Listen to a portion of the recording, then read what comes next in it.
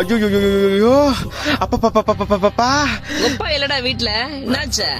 என்ன ஆச்சுன்னு எலெக்ஷன் முடிட்டு சொல்றேன். மூஞ்சி பாரு, நானே வெயில்ல வெந்து போய் வந்துக்கிறேன். ஊத்துற தண்ணியா? டேய், என்னடா நடுவாசப்பள்ள தலைமையில தண்ணி ஊத்தி நிக்கிறேன்? டே வெயில வெளியே போக முடியலடா, ஜெயில் மாதிரி இருக்குது. உனக்கு எல்லாம் வெக்கமானம் சூடு சொரணை எதுவுமே கிடையாதா? சூடு இருக்குது, சொரணை இல்ல. என் மேல உனக்கு கருணை இல்ல. ஏப்ரல் மே ஆனா எம மாதிரி வந்துடுற.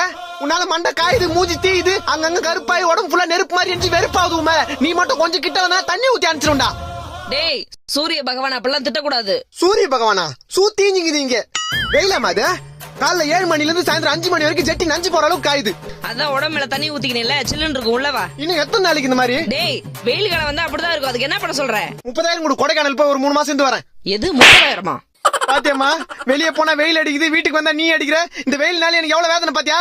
வெயிலே, உன் வெப்பநிலையை காமிச்சல, என்ன வெறுப்பேத்தில, என் அம்மா கிட்டே என்ன அடி வாங்க வச்சல. நானும்